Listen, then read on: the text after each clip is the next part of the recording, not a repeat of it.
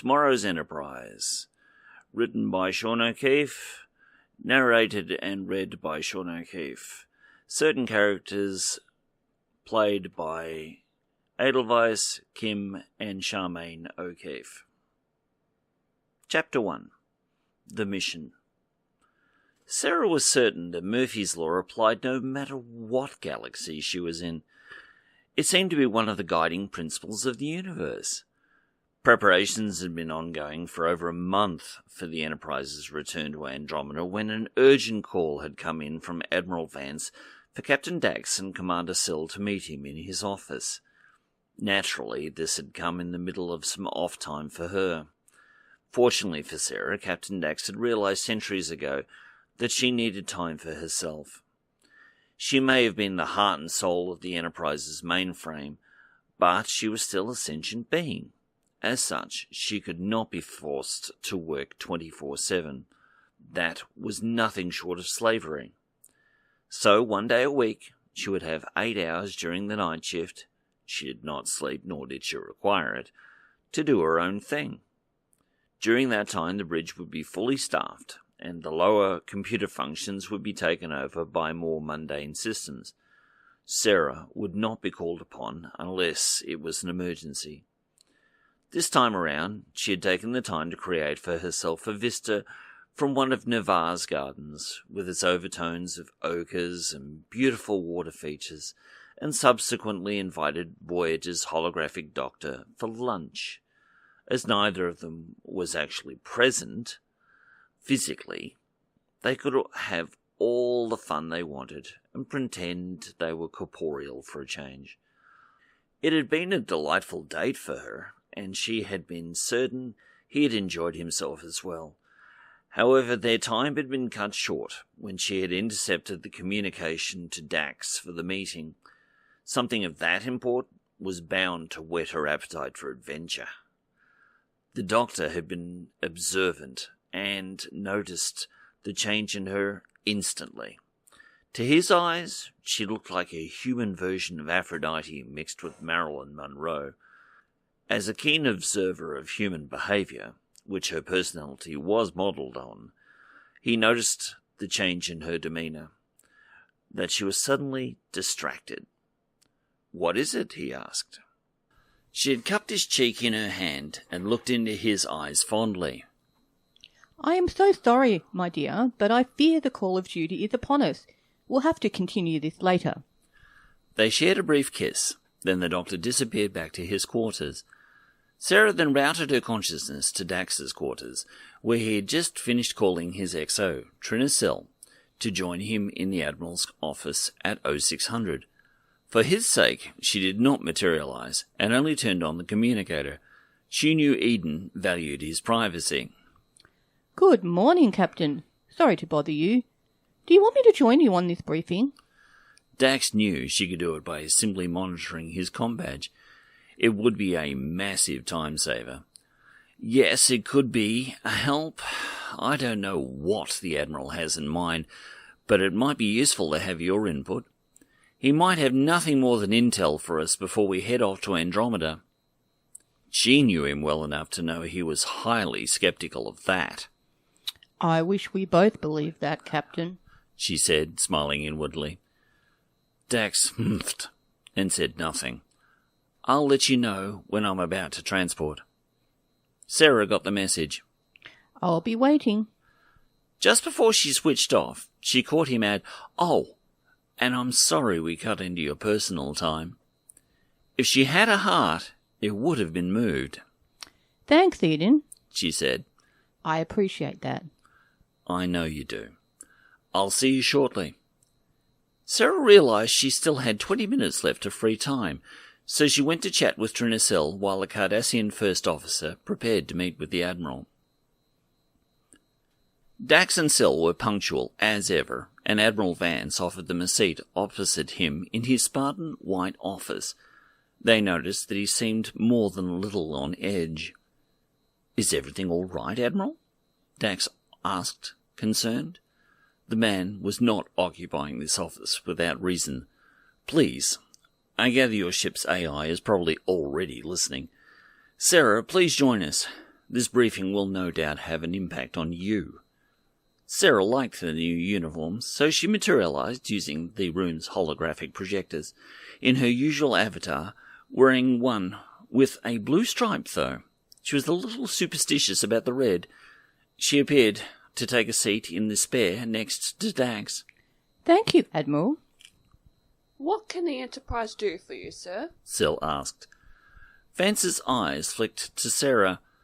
About 20 years before the burn, well before my time, the Enterprise-N was involved in a mishap that left the ship uninhabitable due to some kind of alien infection that ran rampant throughout the vessel. Dax snorted at an old memory. "Don't tell me that the ship was overwhelmed by a plague of tribbles." The Admiral looked at him blankly. What are tribbles? Only Sarah got the joke, and she just looked at him, feeling embarrassed for his bad timing. He was clearly about a millennium out of time for that one. "Anyhow," Vance continued, setting aside his mild annoyance, "instead of putting the ship on self-destruct because the captain was fearful of spreading the contagion to nearby worlds, his final instruction was to put the ship on course out of the galaxy perpendicular to its ecliptic." Sarah was the first to speak. "May I ask where the N was when she was abandoned? And when?" Vance touched a glowing square on his desktop, and a three-dimensional map of the galaxy popped into being in the space between them. It quickly divided itself into Alpha, Beta, Delta, and Gamma quadrants, and a bright green 3D cross appeared in the Delta Quadrant. As the Admiral started zooming in on the spot, Sarah was way ahead of him. She had already accessed the file he was using, extrapolated the exact location and trajectory of the N and the time that she was lost, then projected its course into the void. It took all of about 5 seconds to realize the problem. "Oh, no," Sarah said. Vance turned his attention to the holographic aid. "What is it?" She gave him a wan smile. "The one thing they couldn't see. However, due to our friend in Andromeda, our stellar cartography is far beyond what you've got here. They've mapped out all of the local galaxies. They're just not certain what inhabits them. Anyhow, I'm well aware that there's a very large black hole not too far outside the galaxy near that course." She took the liberty to mark it on his map with a large purple oval. "That would have turned that Enterprise back on an elliptical curve to the far fringes of the Delta Quadrant." Once again she marked the projected course in blue, and where it intersected the galaxy. Vance grimaced. "Not good. That's near the Ocampan territories. They've become a bit of a handful these days." He shrugged. "Better then than the Kazon, I suppose." All three Enterprise crews shared a look.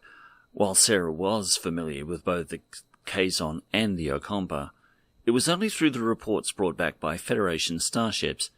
Even she had no direct dealings with them. Dax and Sil, on the other hand, were a complete blank. Sarah frowned. During her time spent with Voyager's EMH, he had shared with her some of his adventures those many years ago, and his fondness for Cass, the beautiful young Ocampan woman who had been his aide for their first 3 years there. He had always spoken of her and her people's gentleness to the point of meekness. However, he had not been there for their final encounter. "Begging your pardon, Admiral, but from what the Doctor has told me of the Ocampa, they seem like a very peaceful people." Vance sighed. If only that was true of them today. Somewhere along the way, their attitudes changed. For what reason, I can only guess. He took a sip of his mug of coffee and continued, turning his attention to Dax. "Anyhow, I need your Enterprise to take care of this mess. Given the distances involved, only Enterprise and Discovery can get there anytime soon, but only Enterprise has the firepower necessary if things get rough. I'm afraid Discovery wouldn't last long in a firefight with the N. While she's much smaller than the J, she's fairly quick, well-armed, and has an excellent cloaking device. You might have trouble finding her in the first place." Dax was thinking ahead. Do we have any Ocampans here that we can talk to? Vance shook his head. No. Sorry, Captain. That's very little intel I can give you. Since the burn, we've had no contact with that portion of the galaxy whatsoever. I'm afraid you'll be going in blind. The captain narrowed his eyes, annoyed. He cut a glance at his XO. If this is a possible combat situation, I'm not comfortable taking our civvies with us. Have them ready to disembark before we leave. Syl gave him a polite smile. This was going to be fun. The captain glanced at Sarah. I want full specs on the N. I want to know everything about her, especially her weaknesses. Sarah gave him a smile that reminded him of the Cheshire Cat. Already done, Captain. Chapter 2. Laying out the board. Ever the cautious sort, Captain Eden Dax brought the Enterprise out of her spore drive on the top edge of the galaxy, perpendicular to the ecliptic. The ship had the most powerful sensors known to Andromedan science, and it wasn't long before they had mapped out all of what appeared to be Ocampan space. Standing inside their three-dimensional map on the bridge of the mighty ship, Eden, Trina, Sarah, and their android chief of security, Hercules, considered the vista before them. Judging by the amount of commerce between their systems, I'd say they found their own source of dilithium. Trina observed from her height of 6'3". She was unusually tall for a Cardassian woman. It didn't faze Hercules, the lithe, youngish by appearances humanoid android, a descendant of Commander Data's. His intelligence was vast, and his compact body harboured immense strength and agility. More power to them, I say, he said, ever the optimist. Hopefully they'll be the friendly sort, considering their history with Starfleet and Captain Janeway. Sarah gave him a sideways look. I wouldn't be so sure about that, she said. I've given it a bit more research. Let me introduce you to someone. A holographic being popped into space next to them. Hello. The ancient holo said. I'm a training program. The artificial being in the antique Starfleet uniform wasn't so old that it wasn't intuitive. The female looked about her and realized something was off. This ship isn't standard issue for my time. What ship am I on? Captain Dax smiled. He had met Admiral Janeway briefly once, many years ago. He was unaware a training program had been created based on her. He stepped over to greet her. Hello, Captain Janeway. I'm Captain Dax of the USS Enterprise-J. Welcome to the 32nd century. Janeway's hand went to her mouth in shock. Oh my, I am out of my time, aren't I? I really need a coffee. She put out her hand, and a metal mug of holographic brew appeared out of nowhere and dropped into her waiting fingers. She lifted her to her lips and took a soothing sip. She took a longer look at her host and considered. Dax. Any relation to Curzon Dax, the diplomat? The captain smiled. For a hologram, she was well informed. Same symbiont, different face, Captain. I was wondering if we could use your help. Janeway rolled her eyes. I can't imagine what help a dinosaur like me could be to you people. Trinasil interjected with a single word. Ocampa. Catherine's mouth became a tight O. Kiss. What possible problem could the Ocampa be to you people today? Hercules shrugged. A big one if they've stolen the latest iteration of the Enterprise. Janeway frowned and indicated the air around her with upraised fingers. I thought this was the latest. Sarah decided to save some time and bring the newcomer up to speed digitally. She stepped up behind her, brought her hands up next to her head, and dumped all of the relevant information straight into her memory. To her surprise, Janeway appeared annoyed. She set her mug up on nothing, rubbed her temples as if in pain, and snapped at Sarah. Don't do that again. I prefer to get my information the old-fashioned way. Sarah was surprised. Here was a digital construct, a facsimile of the late Admiral Catherine Janeway, who had died many hundreds of years before, and she was acting like she was human. Perhaps it was a glitch in the program? She considered checking the base code to make sure it wasn't corrupt. Janeway turned back to Dax, a little less grumpily. I think I understand a little better now. She gave Dax a tight-lipped smile. While I am based on Catherine Janeway, I don't have all of her memories. I do recall that she had a good relationship with Kes, except for their last encounter. That caught the security officer's attention. How so? Kes thought that the Voyager crew had abandoned her years before, and so she somehow caught up with the ship and nearly destroyed it. Even though she was a hologram, the remembrance clearly pained Janeway. How did they stop her? Trina asked, a little more gently than she might usually have. Sarah wondered at that. It was unlike Syl to be sentimental with a hologram. Janeway chuckled at that. It was a sound laced with irony. They didn't. Kes thought the best way to destroy Voyager was to do it in the past, so she travelled there. However, she was undone by herself. Her younger self reminded her of the sense of family that she alone had found on Voyager, and so she convinced her to stop what she was planning on doing. They put a stop to what she was doing, then sent her a message to the future, so the next time it happened, she didn't actually go back in time. She laughed as she rubbed her temples. Temporal mechanics was never my favourite subject. Anyhow, in the end, she saw the message, stopped herself and went home.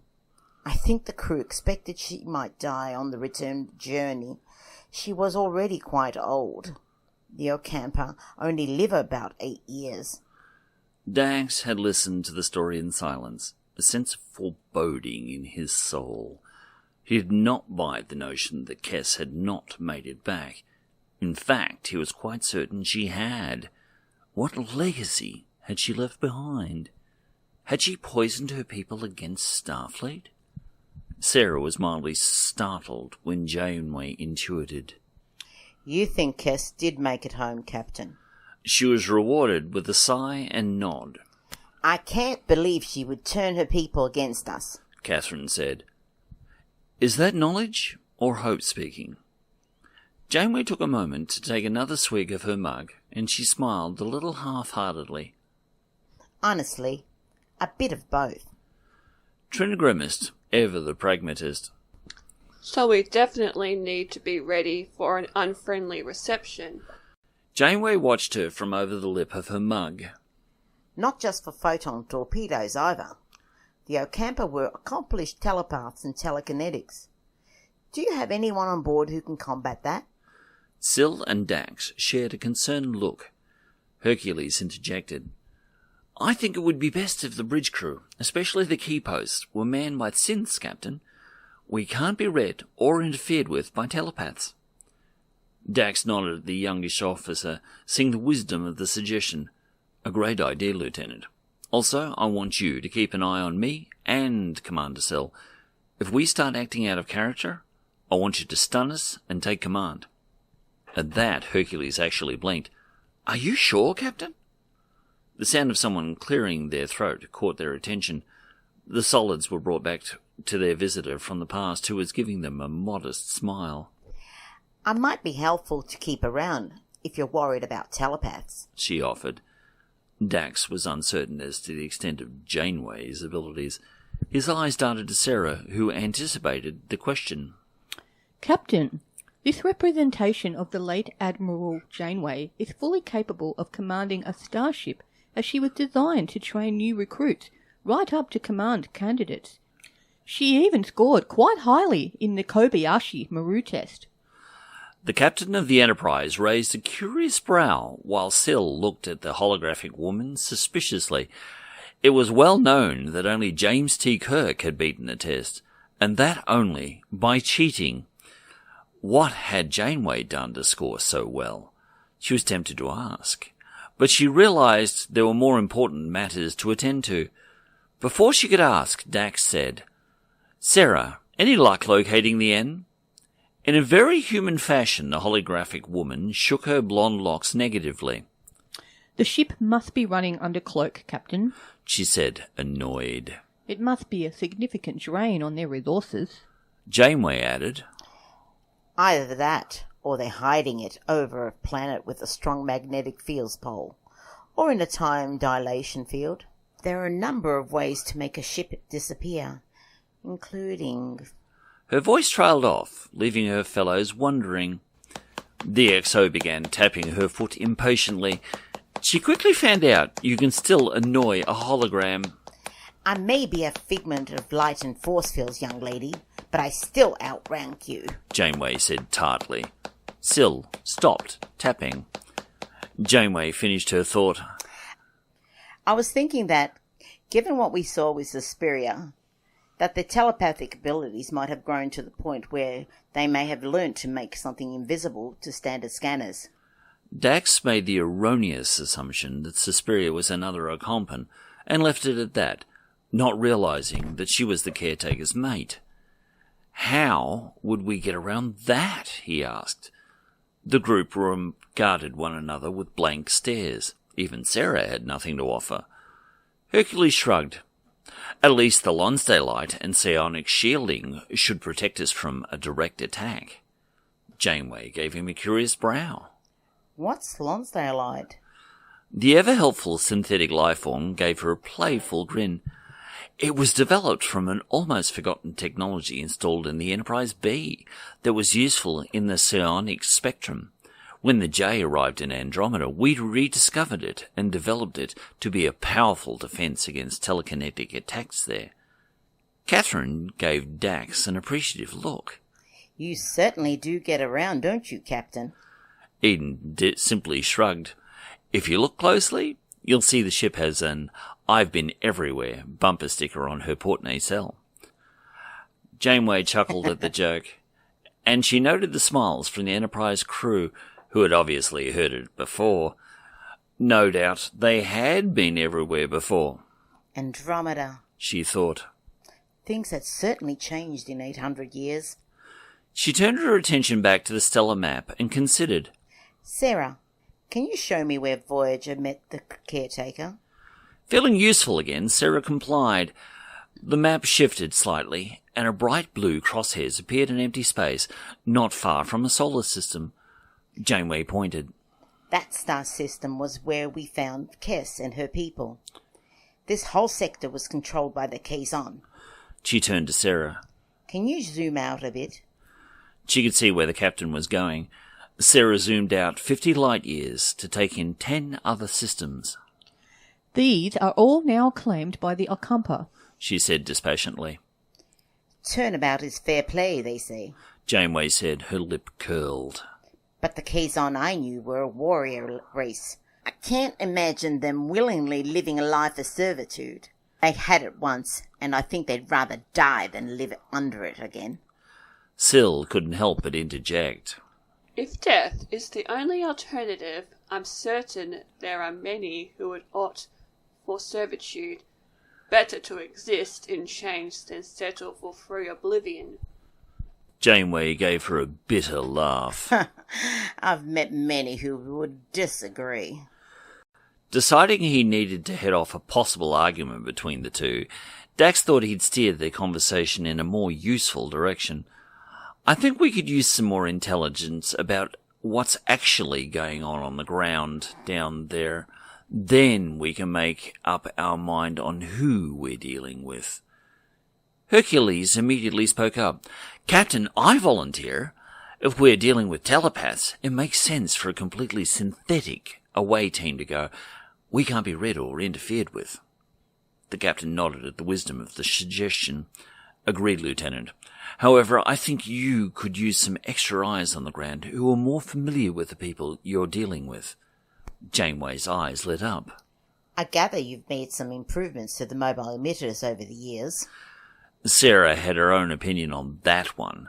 The captain's introduction of 27th century technology in the 24th century by bringing back the mobile emitter was a violation of the Temporal Prime Directive, and that was just one of her many scandals. Her records were many and varied, but she was well aware that the Temporal Investigations Branch of Starfleet considered her a greater menace than James T. Kirk.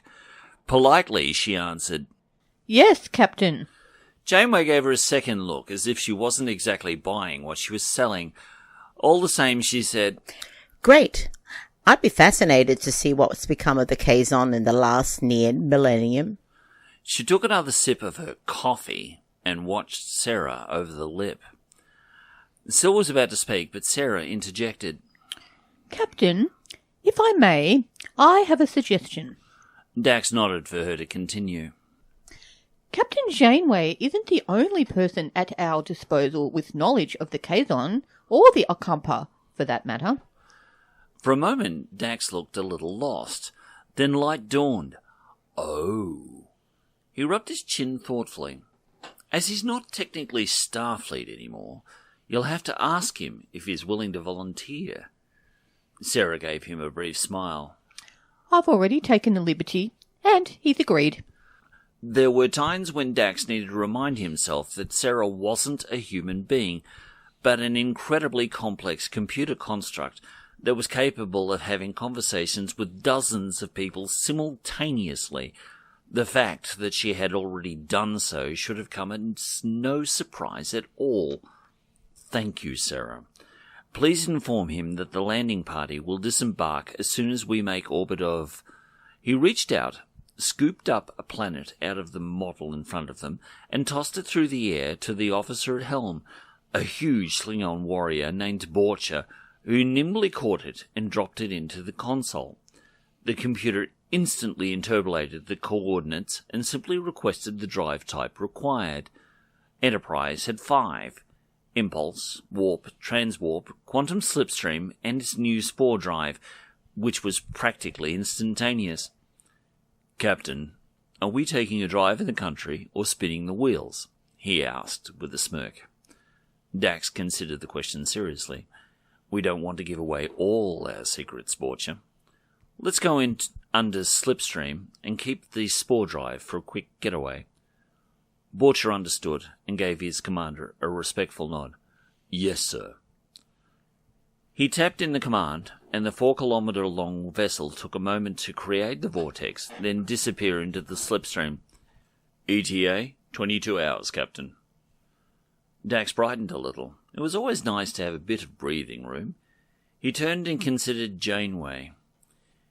In the meantime, perhaps you can give us a more in-depth briefing on the Ocampa and Kazon in the 24th century. At that, Catherine gave him a chuckle laced with irony. Teaching. That's what I was programmed for. Sarah could see it in his eyes. He was uncomfortable. Why? Surely the woman before him would be at the very least a reminder of good times from long ago. Instead, the doctor looked very ill at ease. She had picked out the venue this time. It was a cafe in Venice, next to a channel where the odd gondolier would pass by, carrying his cargo of lovemakers to who knew where. The entire city was a simulation, as was the water, but was all still beautiful. Venice itself had long been lost to the sea, and was now only a memory, often recreated by romantics like herself in moments when she desired a more peaceful atmosphere. She had hoped it would help bring these two characters together. She feared the artificiality of their environment had actually made things worse. The waiter returned, a bright, smiling lad with enough charm to light a bulb. "Would you like anything else?" he asked in standard. Janeway looked up at him and said, Caffè nero, per favore. He looked at her quizzically. "Un altro? Sono 3?" Sarah smiled to herself. Such were the limitations of a simulation. The characters within had no idea they weren't real, and neither was the coffee. 3 coffees might keep the average person up all night, but for a digital person it had no effect whatsoever. Either way, Janeway seemed to be enjoying it. Let her have fun. At least the waiter seemed to have broken the tension. The doctor looked at her and sighed. Such a human aphorism, she thought.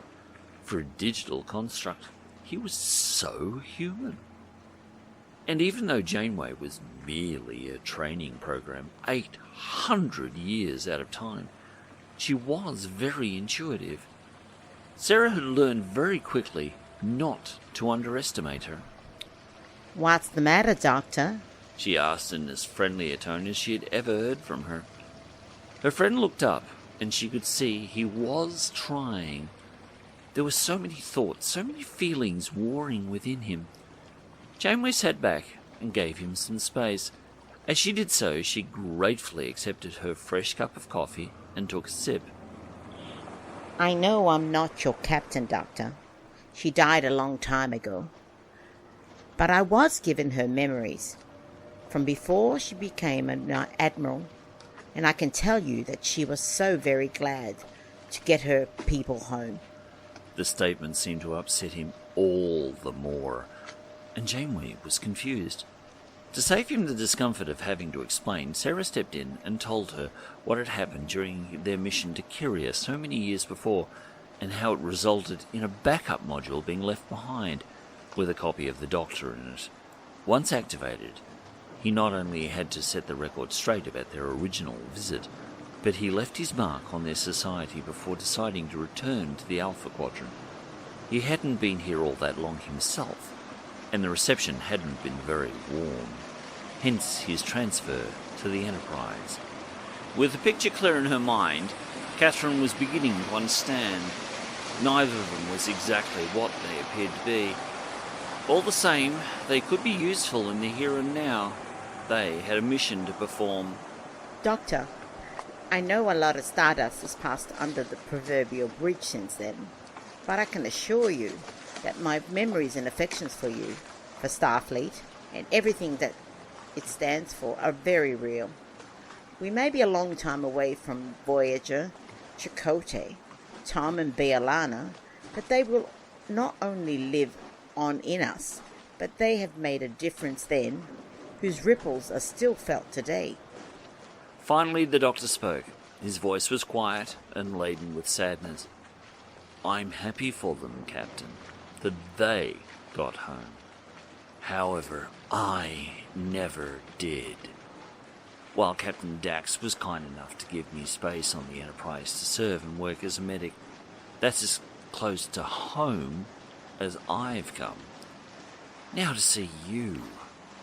Janeway grimaced. "I'm sorry, Doctor. She said in all sincerity.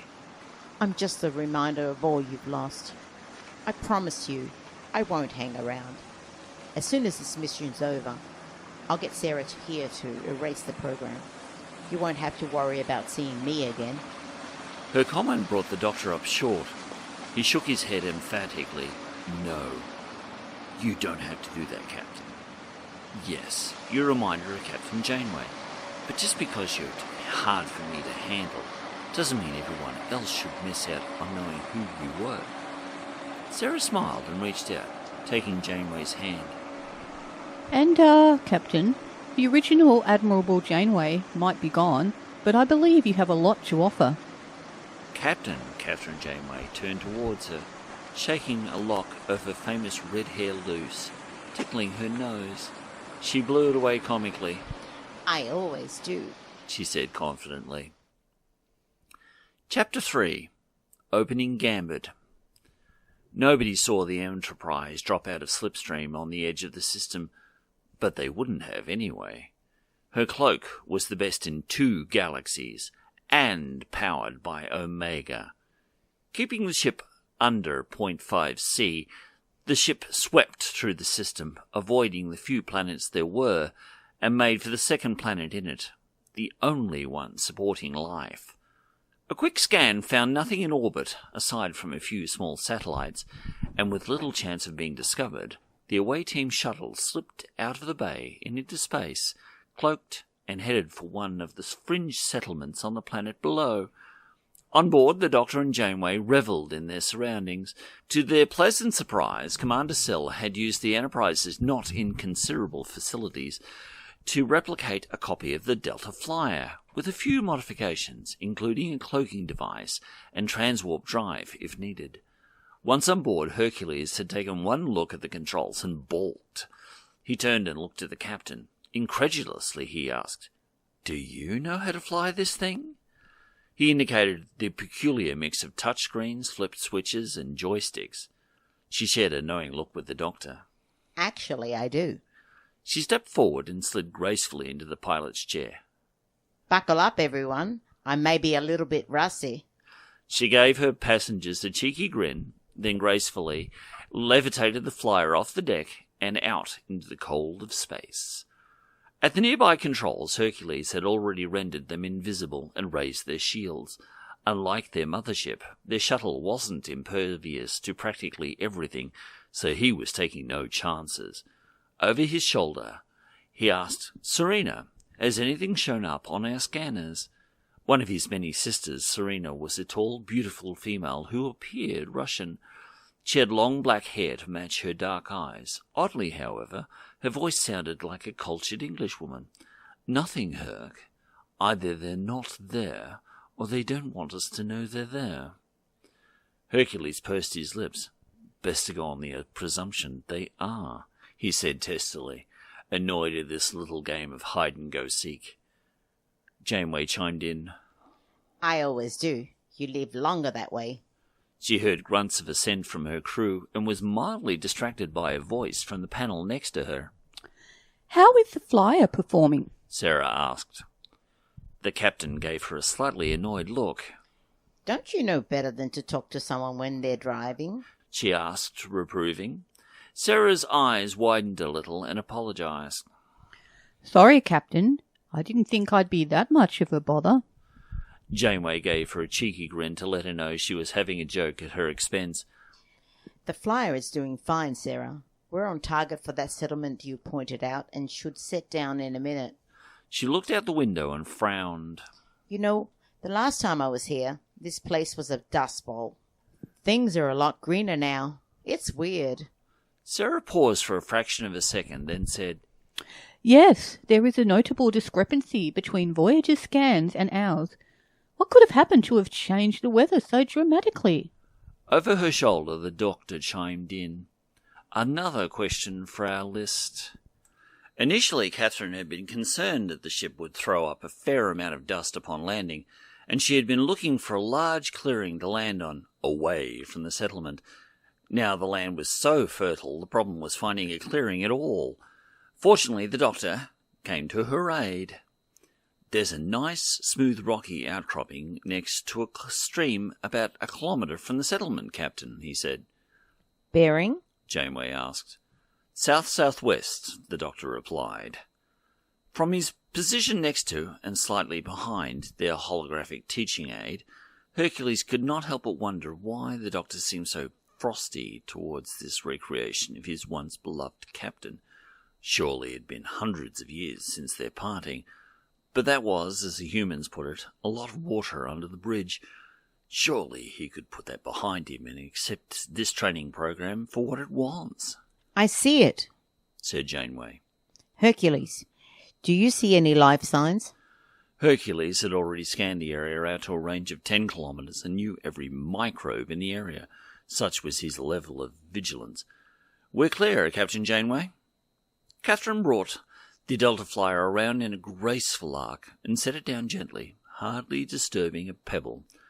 The retrojets rustled some trees momentarily, but that was the limit of their disturbance. Hercules stood, a motion for his crew to follow. Now on the ground, this was his mission. While Janeway had the superior experience, she did not technically hold the rank, and the Doctor had left Starfleet years before. Serena was still an ensign, and a recent Academy graduate of only a year prior. The four of them quickly kitted out with wrist phasers they hid up their sleeves, which mimicked the local attire they had managed to sneak a look at from orbit. Aside from that, they hid their communicator/tricorders under folds in their clothing, and then opened the ship's outer hatch. Their peculiarly optimistic security specialist peered about him and listened intently for anything out of the ordinary. He heard nothing. He scanned the area with the flyer's advanced tech and found nothing untoward and been rewarded with nature. It looks like we're alone. Let's hope it stays that way, the doctor muttered under his breath as they walked outside into the morning sun. Catherine took a look skyward and noted it wasn't the brightest sky she had ever seen, but it was a welcome change from being cooped up in a starship. Considering she was designed to be a training program for cadets, she was truly surprised to be on an away mission at all. Curiously, she noted the absence of avian fauna. She turned her ears to the side and listened. Nothing. No birds at all. She wondered what the locals kept the insect life under control with. Hercules had memorized the direction of the settlement and made a beeline for it. They made good time, as none of them were prone to tiring, and within an hour they found themselves peering through pocket binoculars at the small town. Serena passed her pair to Janeway. "Are they who we expected?"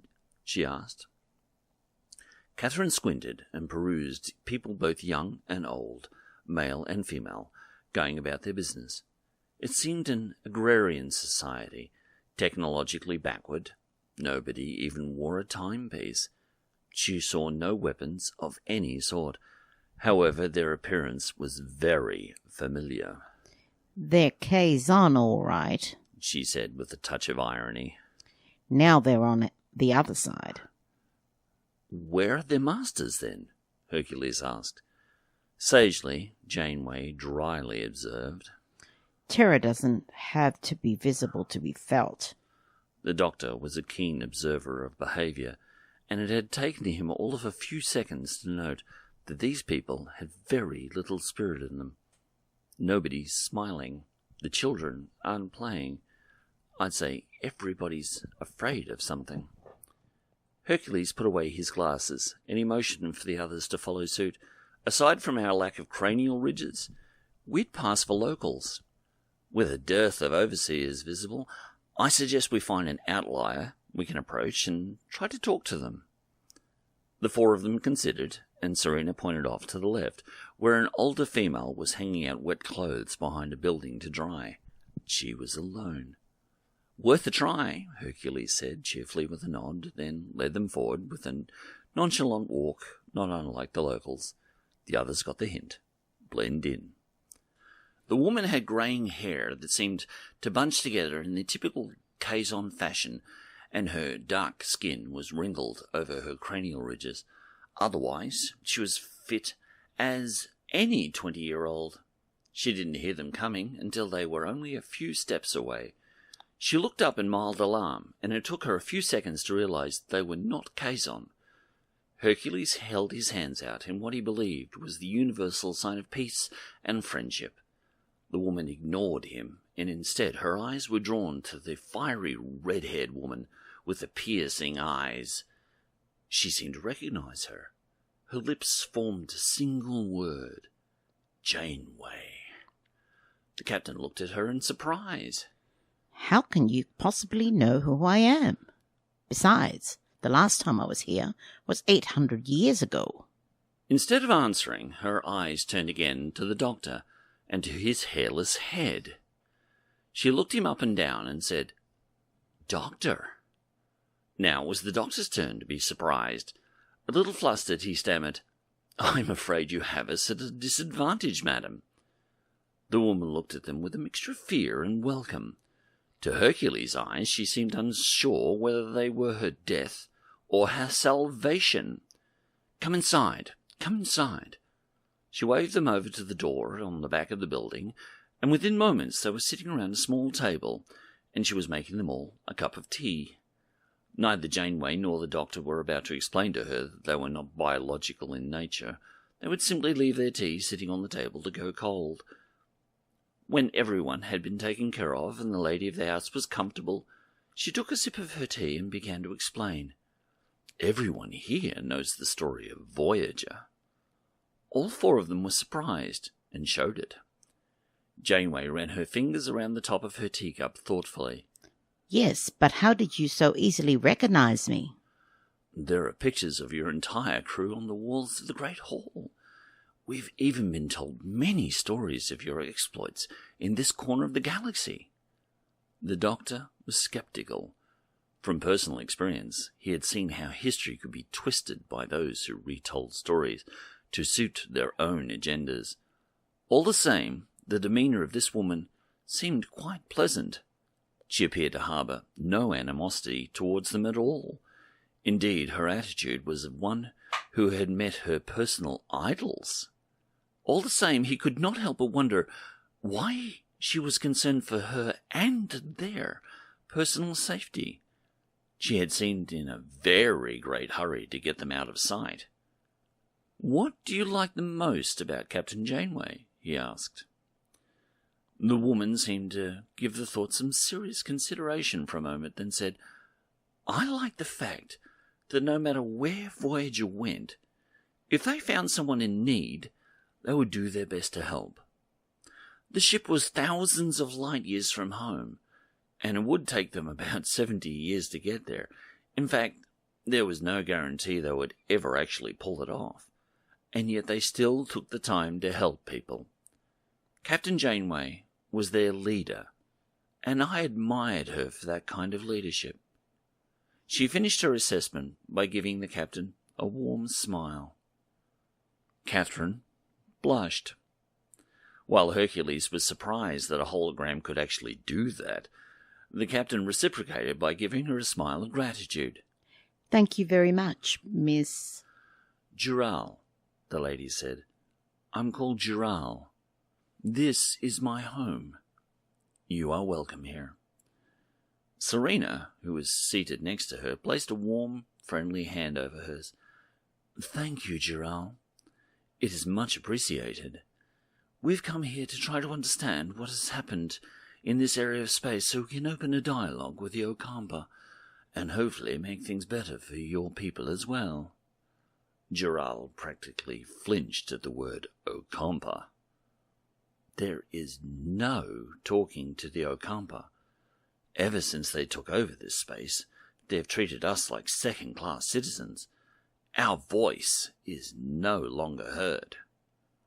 The Starfleet contingent was disappointed, but not surprised at this turn of events. All the same, Hercules asked, "Is there an Ocampa on this world we can talk to?" In all seriousness, Jural met his gaze. "If you see the Ocampa here, you will die." Serena grimaced. "That sounds rosy," she said, her tone laced with sarcasm. The Doctor shared a glance with Janeway. "The Ocampa aren't the warm and fuzzy people we met all those years ago." Catherine nodded. "More like the people Suspiria co-opted. Perhaps these Ocampa are their descendants." A shrug was the Doctor's best answer. "There's no way to tell. We never got a DNA sample from them, and we're so far removed from them in time that tracing their ancestry would be nigh on impossible." Janeway practically chuckled at that.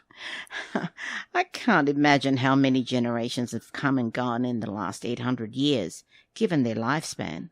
At least 100. Their conversation was brought up short by a sudden and insistent pounding on the solid wooden door. A masculine voice, clearly used to getting its way, was heard yelling, "Open this door, Jural! I know you have outworlders in there."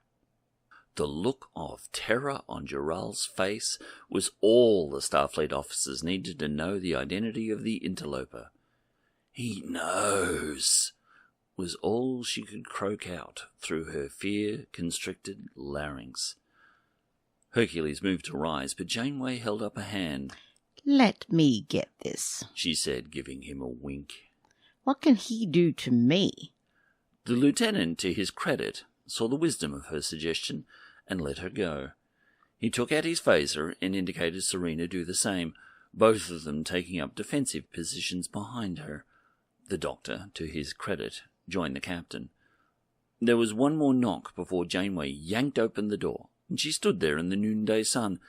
Both wore welcoming grins, and the captain said, "Hello." The Ocampa, used to throwing his weight around, started by saying, "It's about—" before drawing up short, suddenly realizing he was in the presence of not only a pair of legends, but something that was impossible. He appeared middle-aged, dark-skinned, and had tight, curly hair.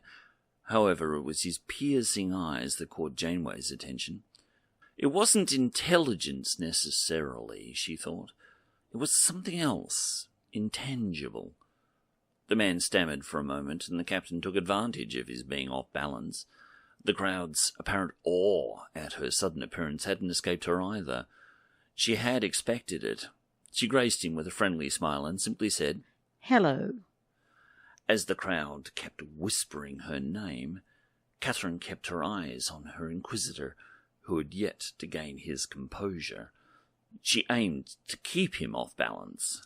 "I was hoping to run into you. I represent the United Federation of Planets, and we were hoping to renew friendly diplomatic relations with the Ocampa." Knowing she was stating the totally obvious, she added, "It's been a while." The man's eyes widened incredulously. It's been over a century since the anomaly that disrupted the galaxy's dilithium. In all that time, we have had no contact with the Federation at all. Before then, you kept us at a distance. Why are you reaching out now? Janeway didn't have to be a telepath to know the man was lying. His body language was off, and she had already learned his tells. He looked away when he mentioned contact, so she knew he was being duplicitous regarding that subject. "Come now, sir," she said. "We both know there's contact and there's contact. It's come to our attention that the Ocampa have in their possession something that belongs to the Federation, and we seek its return." "I have no idea what you mean, Captain," he said flatly. "I wish I could play poker against this fellow," Janeway thought. "I'd take him for everything he's got. I tell you what, I'm sorry, we haven't been properly introduced. I'm Captain Catherine Janeway, and you are?" In a very unfriendly monotone, the stranger said, "Sean." "I'll tell you what, Sean. I know you're the local head honcho, and I won't interfere in your private little domain." She gave him a polite but insincere smile. "I would appreciate it if you would put me in touch with your superiors so we can discuss opening diplomatic relations. I don't think you're high enough on the ladder to deal with me." Sean's eyes kept flicking back and forth from the doctor to Janeway, as if he couldn't believe what his eyes were beholding. Then he noticed their two comrades inside the building behind them, and he focused intently on them as well. This took all of a moment before he looked back at the doctor and the captain. "Why can't I read any of you?" While the captain was a great poker player, the doctor wasn't. Sean began to suspect something was amiss with them all. Catherine continued to play. "Modern technology is a marvelous thing." For emphasis, she tapped her comm badge, and a three-dimensional display appeared before her, showing a map of the entire village, including indicators of all present. "As you can see, not only do I have a lock on everyone here, but so does our mothership." Sean wasn't buying what she was selling. "I don't believe you've got a ship in orbit, or that you're even real. I know that the Doctor was a hologram, and if the technology existed to make him, it exists to recreate you. As for those behind you, let's put it to the test." The only indicator that Sean was doing anything was a slight widening of his eyes, but gagging coming from behind them caused both officers to swivel on their heels. Serena was holding her hands to her throat, her eyes bulging. She was gasping for air.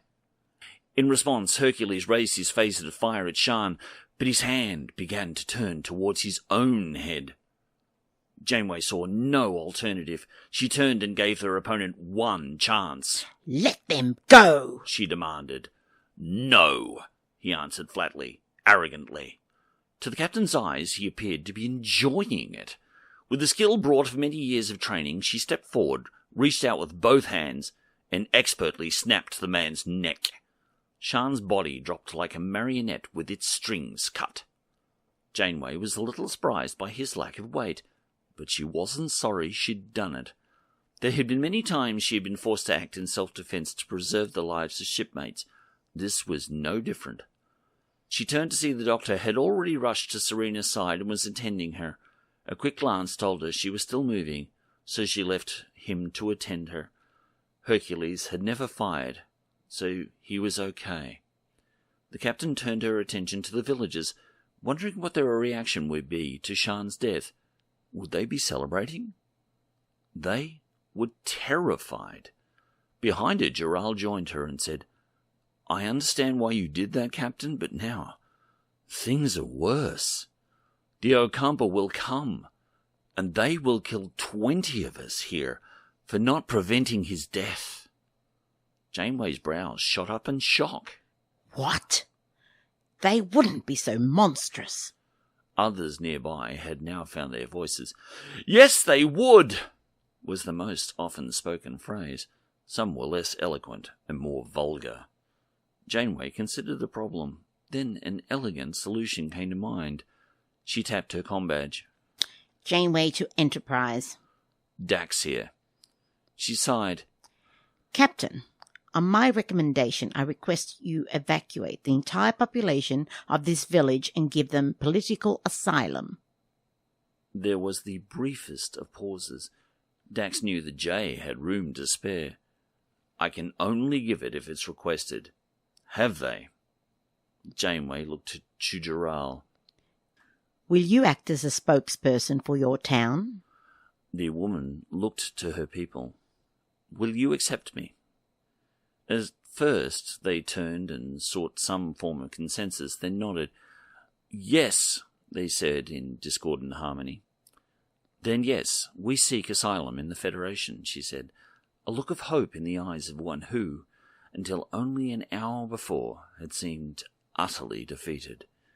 Janeway noticed that the doctor had brought out Serena, who was still rubbing a very sore neck, and Hercules, who was protectively watching out for his sister. Now together, the captain said, Captain Dax, they have requested asylum. Please beam them up. The 4 of us will return in the flyer shortly.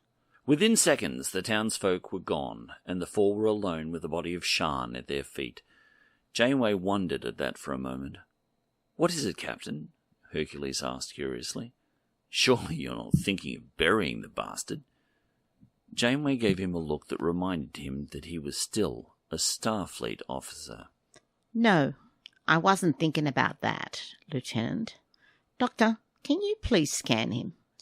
I want to see if there have been any significant changes to their anatomy since we left. The doctor saw the wisdom of the request. He took out his med scanner and waved it over the corpse. "I'll analyze this later, Captain."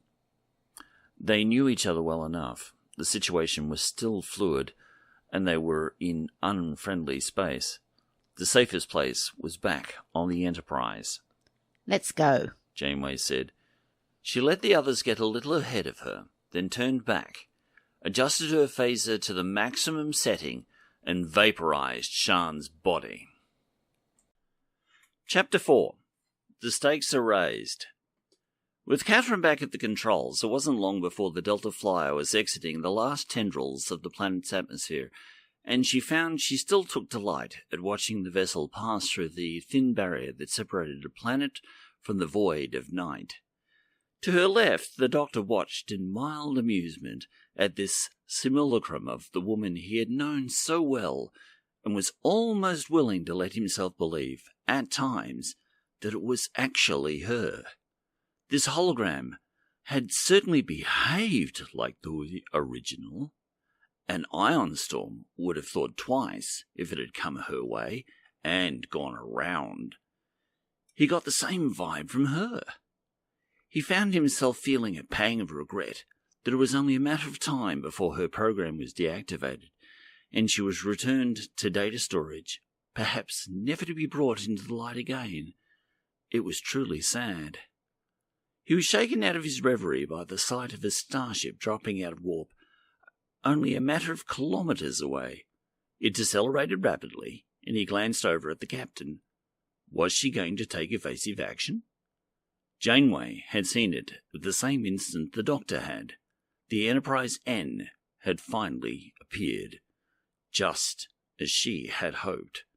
Their appearance on the planet had drawn attention, the right attention.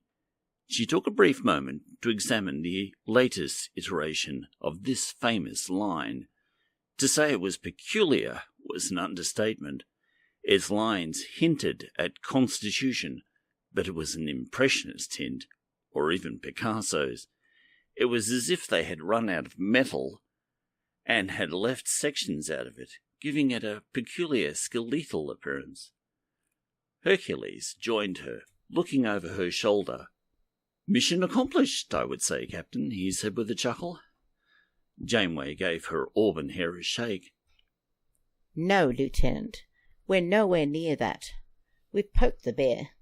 Now we need to defang it." The N disappeared as the flyer slipped through the force field and into the J's shuttle bay.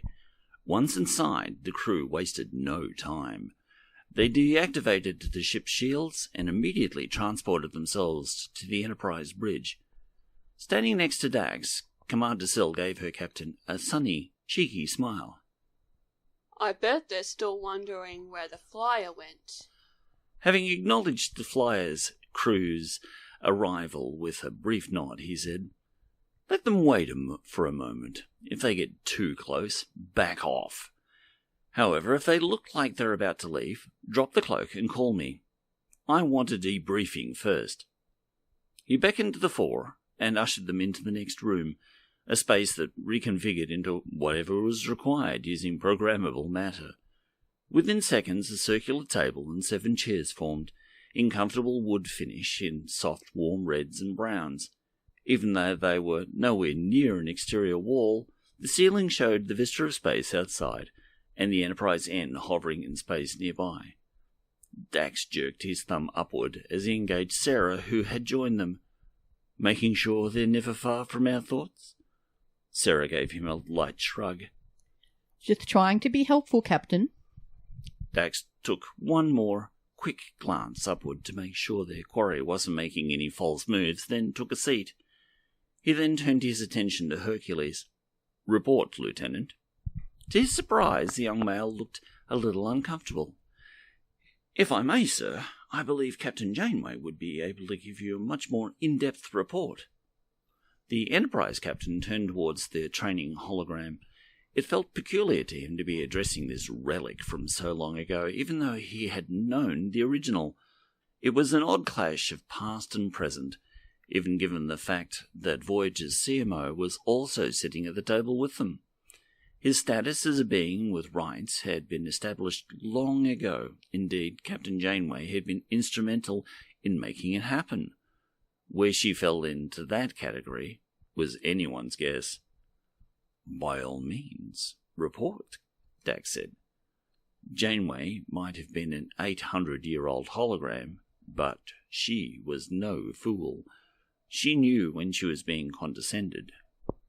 "Captain Dax, I understand that I was created to be a training device for a Starfleet academy that probably no longer exists. But I can assure you my thoughts and memories are those of Catherine Janeway. I've stared down the Borg and species 8472. This is just another day at the office." She gave him a tight smile as another tin mug of coffee appeared in the air, and she took a delighted swig from its hot contents. "In the end, I still have no patience for BS." Across the table, Dax and Sill gave their holographic woman a smile and a nod of acknowledgement and respect. Janeway began with a concise report of the escapades on the planet, and Hercules noted that she left out nothing of import. He curiously observed that she was dispassionate regarding the demise of Shan. He wondered what his superiors thought about her taking a life, and he had deliberately watched for their response. They had simply nodded their understanding. It was necessary. "That's when I put in a call to you," Janeway concluded. The doctor patched up the others and we brought the flyer back, making sure we were visible so we would attract as much attention as possible. Janeway gestured towards the ceiling with her mug. It appears we were successful. It was at that point that the N broke up their meeting by unleashing a spread of quantum torpedoes, which bounced harmlessly off their shields. The problem of being shielded while cloaked had been solved hundreds of years before. Dax didn't have to say a word. The lighting in the room turned a shade of red, and the alert klaxon sounded. Everyone came to their feet and bolted onto the bridge. As previously agreed, the stations were manned only by synthetics and holograms, with the only organic life forms present being Dax and Syl. Well, it would appear they knew we're here, Dax said, rejecting confidence. There's no point hiding in the shadows. To their eyes, the Enterprise N recoiled as if bitten, as the massive bulk of the J suddenly appeared in space barely a kilometre away from them, its 4-kilometre-wide, solid primary hull dwarfing its skeletal own. It looked like a sumo wrestler taking on a fifth-grader. "Open hailing frequencies," Dax ordered. "Some things never change," Janeway observed to herself. "Open. This is Captain Eden Dax of the USS Enterprise-J, representing the United Federation of Planets to those who have recovered the Enterprise N. We appreciate the fine job you've done making her space-worthy again, but we ask that you return our property." Sarah watched both Dax and Janeway. She wondered at these two. They were both, in their own ways, relics of a bygone era, although Dax had managed to keep up with the times somewhat. All the same, their style was very similar. Even their countenance was alike in that, while they both appeared hopeful for a positive outcome, to her eyes they had an air of skepticism. She wondered if all starship captains had to be part pessimist. Perhaps that was that part that kept them alive. For a moment there was no reply, and Dax began to wonder. "Have they powered down their weapons?" he asked. "No, Captain," Hercules replied from Tactical. "They haven't modified the ship's weapons complement, at least. No surprises there. They have a buttload of quantum torpedoes and some nasty phasers, but they don't have anything to challenge us with." Dax smiled, but inwardly he grimaced. The J carried armament that the Milky Way Starfleet still wasn't aware of, and he wanted to keep it that way. He had no intention of shifting the balance of power in this messed-up galaxy since the burn. In his mind, the sooner he got the J back to Andromeda, the better. They had a greater mission back there. Let Discovery and Voyager J lead the way here. The tension level began to build, until there was a sudden chirp, and Sarah smiled. "They're calling, Captain. 2D or 3? Dax was in a charitable mood. 3, Sarah. Let's be friendly." A single masculine being took form in the centre of the bridge. He looked around with the same imperious bearing that Shan had exhibited on the planet, until his eyes alighted on Janeway and the Doctor. Then they hung open in shock. "How can this be?" he asked. Dax steered him back to the present. "Hello," he said amiably. "I'm Captain Eden Dax. You are—" The man tried to regain some of his previous bluster. "I am Serap of the Ocampa. I speak for the goddess." Janeway's eyebrows shot up in surprise. The people she had known showed no sign of religiosity that she was aware of, aside from a reverence for nature. Strange indeed. "Hello, Serap. As I mentioned before, you are presently in possession of Federation property, and we've come to request its return." Dax's tone was genial, but firm. While the man was far from tall, this youngish, golden-haired male was not easily intimidated nor swayed. "Not according to your interstellar law, Captain. We claimed rights of salvage, as was found, abandoned, and adrift in our space, with no life forms aboard to assert any form of ownership." Syl interjected. That ship was sent on her way to protect life, sir. She had been overtaken by a deadly plague and sent out of this galaxy to save us all. Seraph didn't even deign to look at her, and yet it wound up in our territory. Your people didn't do a very good job of plotting its trajectory, did they? In fact, I would charge them with gross negligence. The doctor quietly steered Janeway off to the corner of the room and said quietly, "What's happened to these people?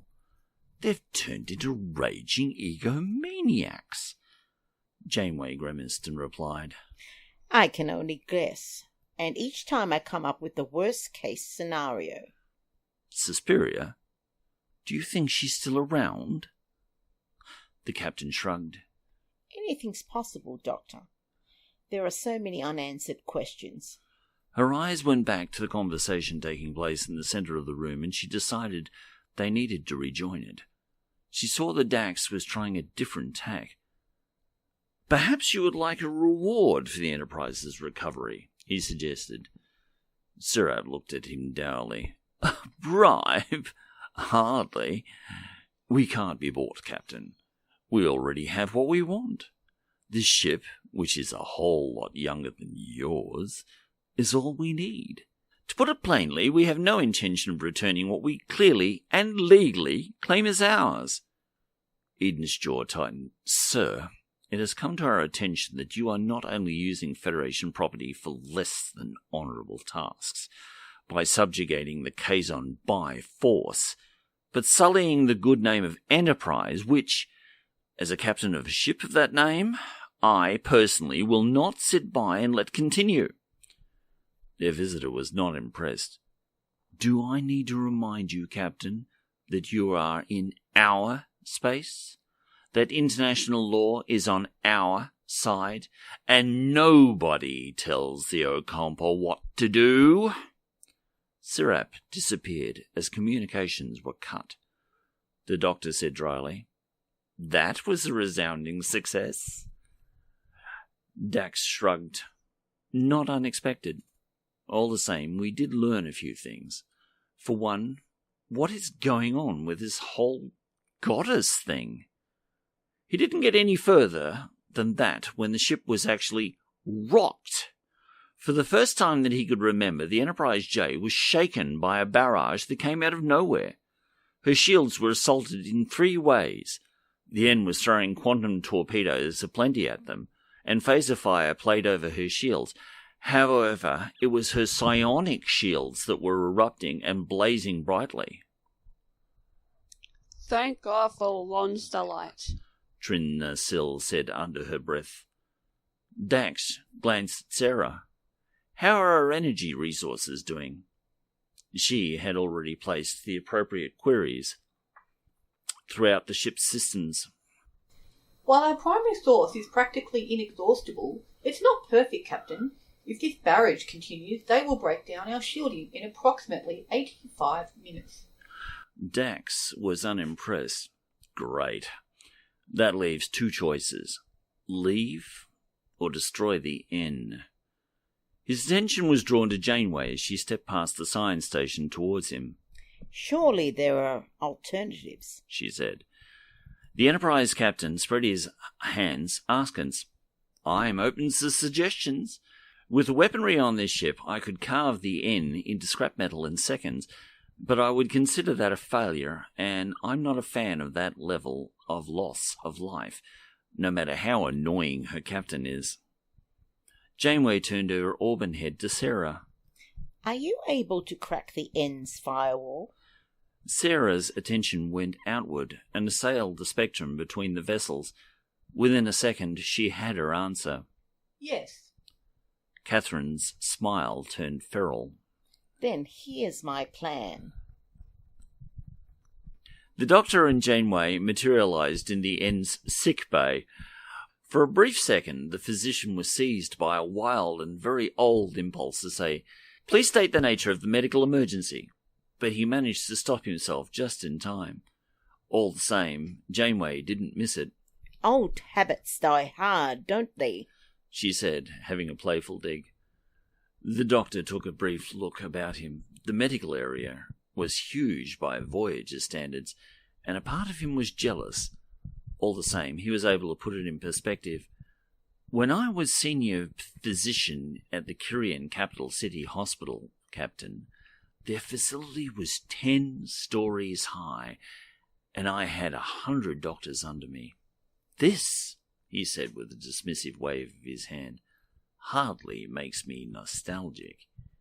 His companion wondered for the nth time just how many adventures he had endured in her absence.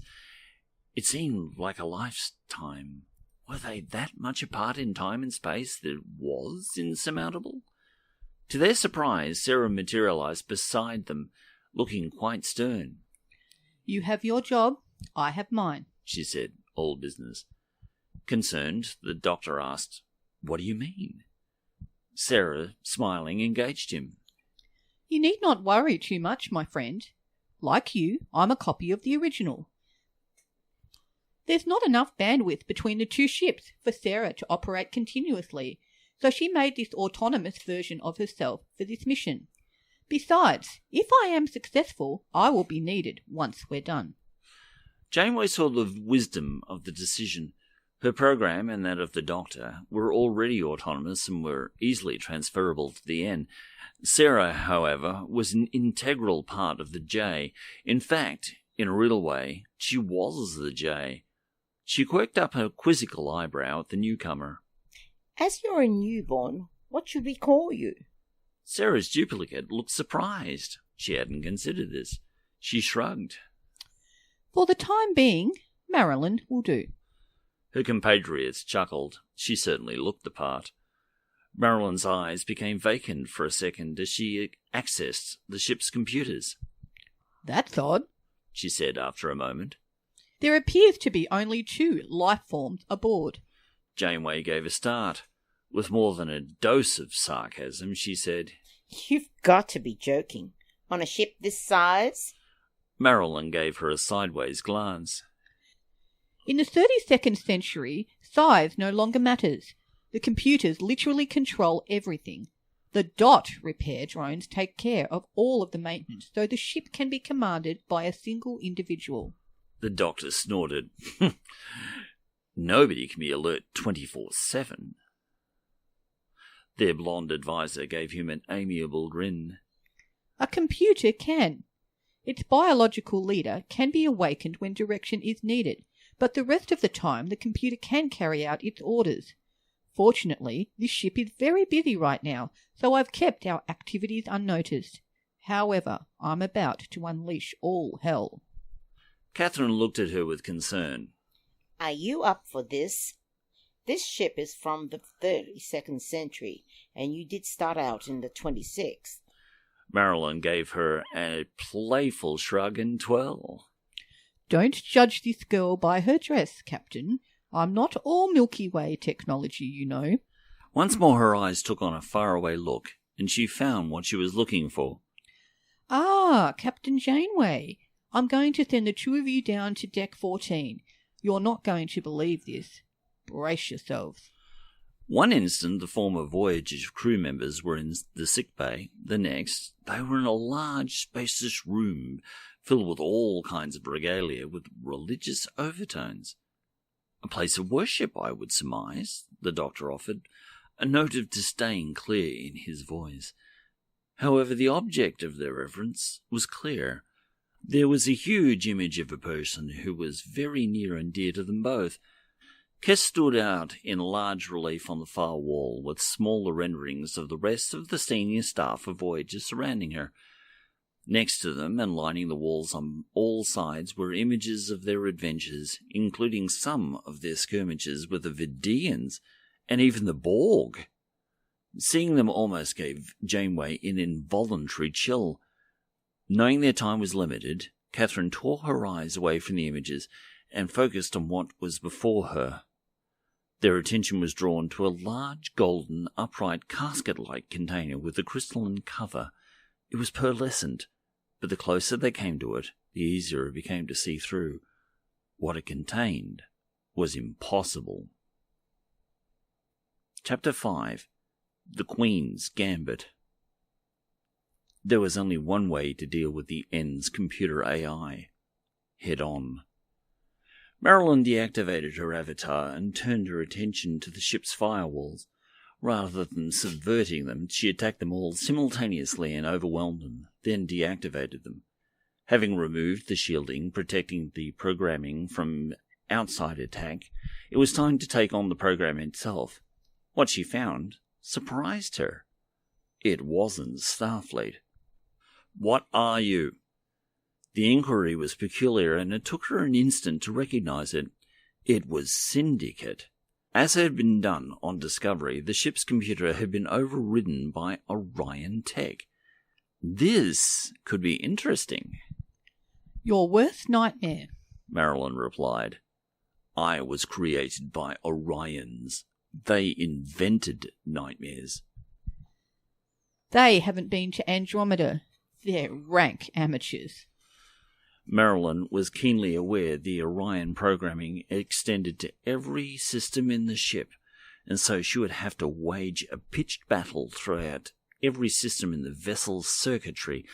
It would be epic. The Orion AI made the obvious mistake of simply trying to delete Marilyn from the system. She saw it coming and easily deflected the attack. Then she launched her own. She was much more at home in the Enterprise's architecture than the Orion software, and given that it was newer in some ways than she was used to, it gave her a little more freedom. Her attacks were more devastating than she expected. No!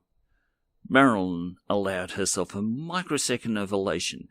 This was more fun than she expected. "Let's see how fast you can run." On the spacious bridge of the Enterprise N, Sirap was enjoying himself. The enormous bulk of the antique Enterprise-J was no match for his ship, but he was surprised that it had any defences at all. To his knowledge, the Federation had no shielding against psionic attacks. This was something new. All the same, the ship from the past should not be here either. He was standing on the bridge of the latest iteration of the USS Enterprise. What had happened to the J? Frowning to himself and wanting an answer, he decided to ask the computer. Even though it was an Orion interface, it still had access to the Federation database that was on board the vessel when they found it. Computer, inquiry. What happened to the USS Enterprise-J?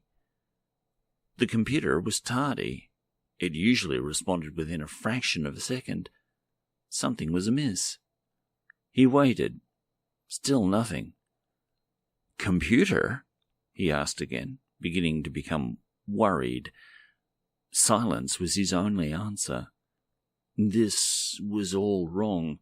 He walked over to the nearest console and reminded himself how it functioned. He was so used to having the computer run everything, it was totally unusual for him to do anything manually. Indeed, the feel of the console felt odd under his fingertips. All the same, it was not long before he found the information he was seeking. The Enterprise-J had been presumed lost some 400 years prior. Where had she been? Right now, he had bigger problems. This ship was making war with a J, and his computer was not responding to his commands. What if they began firing back and he couldn't retreat if necessary? The thought frightened him. Computer? Once more, it failed to respond. Could it have something to do with the goddess? The thought chilled him, but he put it aside. It could possibly be. Their shields were up, and nobody could beam through shields. All the same, he decided to check on the goddess. Eden Dax stood in the centre of the J's bridge and sipped his Ractigino. Part of the fun of being the captain was keeping a veneer of calm whilst waging the war of worry within his own soul. He watched the 3D image of the N that hung in space before him, knowing that holographic crew of his own were aboard her, and he was helpless to aid them. However, he was aware of just how resourceful Janeway had been in her day, and he was hoping her holographic counterpart was her mirror. He glanced over at Trinacel. His look was all she needed to report. Energy reserves are 55%, Captain. He shrugged his eyebrows. Plenty of time. Trina was always more of a realist. She gave him an incredulous look and made herself busy elsewhere. Catherine Janeway ran a hand over the surface of the upright casket and gazed upon the image within.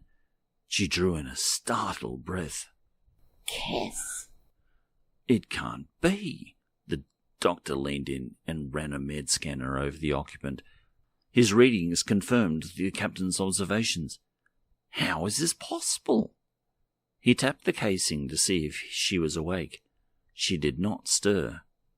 Is she in suspended animation of some kind? Janeway asked. The doctor shook his head. No. Her heartbeat and respiration are normal from my recollection.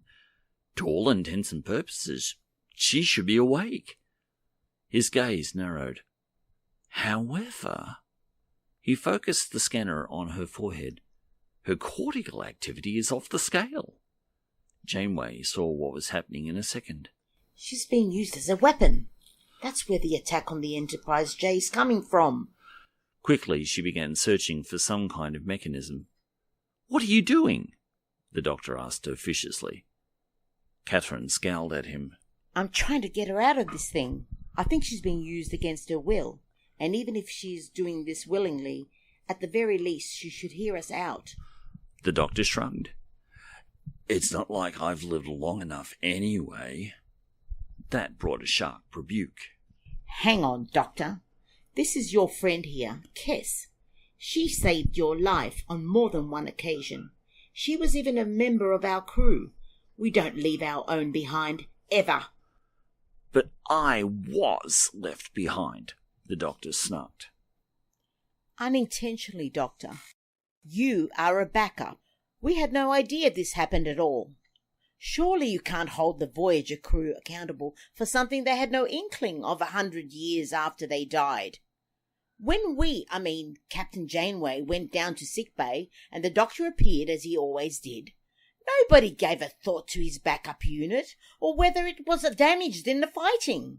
This sort of thing doesn't usually happen. When are you going to get past this? The captain's level of incredulity had continued to rise as she spoke, and her voice had reached a pitch that was high, even for her. The doctor stood before her, his mouth open, not knowing what to say. If he was honest with himself, he had to admit he was being fairly petty. He let out his tension with a brief sigh, gave her an embarrassed smile and said, I'm sorry, Captain. Let's see if we can get Kes out of this thing. Next to the casket was a console with a blank screen. It appeared to have a programmable matter interface, but for some reason it was not responding to their touch. Janeway muttered to herself. She wondered how Marilyn was doing. She touched her comm badge. Janeway to Marilyn. Can you help us out here? I need access to the console next to where I'm standing. For a second, Marilyn didn't respond. Then her cheery voice came back. Sorry about that, Captain. The Orion AI that infected the computer systems here is keeping me busy. I believe I've found what you're looking for. Oh, and why? I'll save you a little time. To Janeway's delight, not only did the console light up, but the casket cracked open. The cover moved forward and to the side. Apologies, Captain. I'll be back. With that, Marilyn clicked off. Janeway wasn't concerned for her. She knew the AI was busy and indeed sounded like she was enjoying herself. She did have to admit that she did have some apprehension when it came to what appeared to be Kes. Was it her? Was it a descendant? Was it a clone? What was going on here? Knowing there was only one way to find the answer to these and other questions, she stepped forward with the doctor at her side and peered into the contents of the case. On the bridge, Sirap looked at the screen and saw his worst nightmare. Somehow, people from the Enterprise-J had gotten on board and were interfering with the goddess. A quick check on that ship showed what he expected. The assault on the larger vessel had stopped. "No!" he cried. It was all coming apart and could not be allowed. Without a thought to what might be waiting for him below, he slapped his comm badge and beamed himself out. The Orion AI was putting up one hell of a fight. If Marilyn was human, she would be sweating. Fortunately, she had the N's own power reserves to draw upon, reserves she had been quick to isolate and preserve for herself. Now, as she hunted the foreigner down and deleted its processes from every system within the ship, she found the task exhilarating, while diverting as she kept an eye out for her friends. So, when Sirap called for a beam-out to their location, she was quick enough to divert him. She knew she couldn't keep them apart forever, so she gave them time. Also, it was against her principles to take a life without a solid reason, and right now her morality scale prevented her from acting. A human might have beamed him into space, but Marilyn's core programming prevented her from doing so, unless he posed an imminent threat. Confident that she had afforded Janeway and the Doctor a few more minutes, she gave the Orion AI her full attention once more. Janeway reached out and gently stroked the oddly young Ocampan face that looked so much like Kess. Surely it couldn't be her. Not after all this time. The touch roused the female. Her eyes flickered and began to focus. They looked with bewilderment from one face to the other and back again. "I must be dreaming," she said, her voice coming in a small, dry croak. Janeway gave her a wry smile. "I thought the same thing when I saw you," she said, her tone friendly. The young woman's eyes went wide in shock. "Captain," she said, stunned. Her eyes went to the Doctor and softened a little. "Doctor, how can you both be here? It's been how long?" The Doctor's natural skepticism kicked into high gear. "It's been nearly 800 years, young lady, and for a race that's supposed to live only 8 to 9 years, you have a lot of explaining to do." Of all the people in the universe, only the Doctor could have used that tone of voice on Kess at that moment. Even though she was torn between her people and what she had become, the one being who had helped her through so much in the early years, and never judged her but had instead been a fount of information and had trained her to be an excellent medic, was now quizzing her. He had believed in her and had always encouraged her to reach for more, whilst watching over her with a fatherly eye. She looked up at him sheepishly and said, "Well, it's like this." "Goddess, you don't have to explain yourself to anyone!" Syrup had materialized in a toilet on the far side of the deck. He had no idea how he had arrived in the wrong location, but he immediately tried again and was surprised to find that his attempt garnered no response. He tapped his badge again, and once more it failed to do anything. He had no idea that Marilyn had remotely deactivated his transporter. He tapped his badge once more and brought up a map of the ship, and quickly found where he was. He realized he had a long walk, as this ship had no turbolifts. Snapping open the door, he used the map and broke into a brisk jog. While he wasn't overweight, he was out of shape. Running wasn't part of his usual regimen. It took several minutes, but he finally found the right door, and it slid aside at his approach. He was aggravated to find the interlopers had already interacted with the goddess. "How dare you disturb her?" he continued. Janeway wasn't particularly impressed. She had seen more than her fair share of officious characters in her time. "You mean, how dare we take her out of the box you've had her stored in?" she asked, her voice dripping with sarcasm. Syrup wasn't going to waste any more time on this interloper than he had to.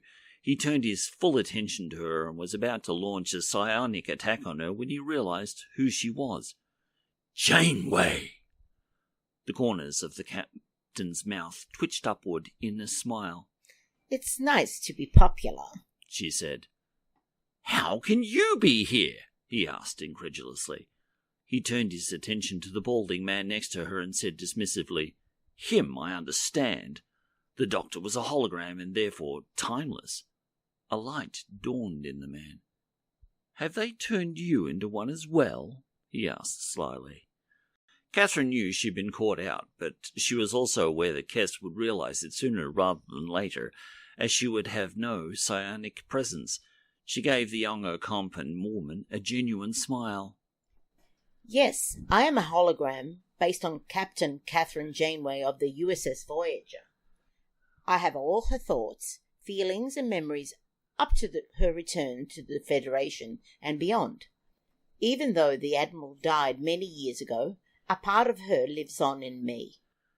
Kess didn't seem sold on the idea, and Sirap capitalized on it. "See? She's just another Federation lie goddess." The doctor was having none of it. He stepped in front of his former protege and looked her in the eye. "Kess, you know I'm a hologram, but that never stopped you from respecting me. Now, I've been working with this holographic tribute to Captain Janeway, and I can tell you this much. I can't tell them apart." The captain's eyes went wide. This was the greatest compliment she'd been given since she'd gone online. She shot the doctor a grateful grin. Kess was torn. "I believe you, Doctor. Captain, it's just that so much has happened since you left." Sirap interjected again. "You don't have to explain yourself to them," he hissed.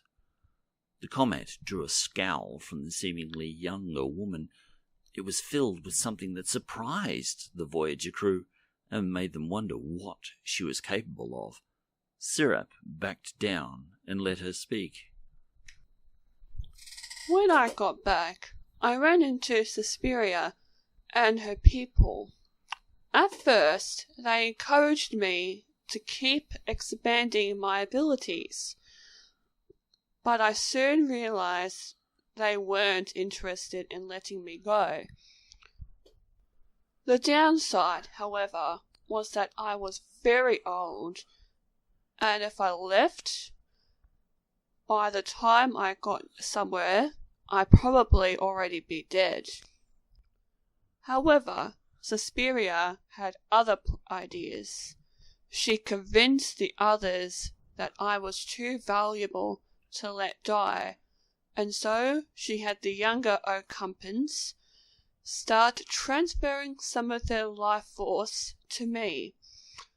Before I knew it, I was getting younger." The doctor was amazed and appalled at the same time. "They've been doing that ever since?" Kess was embarrassed. "They have. Suspiria, before she died, created a cult with me as their high priestess, and for a while I went along with it, because I thought I could help my fellow Ocampans not only break the bonds of the Kazon, but finally reach their potential mentally." Janeway noticed that Sirap appeared unsettled. He wasn't happy that Kess was sharing this information, although she had one clear question in her head. "How did you wind up in the case?" Kess frowned and looked back at the golden box. It confused her. I've no idea."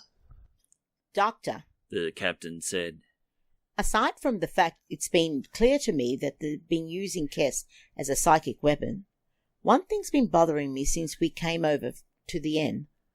Why is there only one being on this ship beside Kess? Do you think it's because the Ocampa have a god complex?" The physician ran a hand over his bald scalp and grimaced. "Given what I've seen over the last day, yes, I would say that's a very real possibility. If it's endemic to their race, then they probably don't work well together." Janeway shook her head sadly.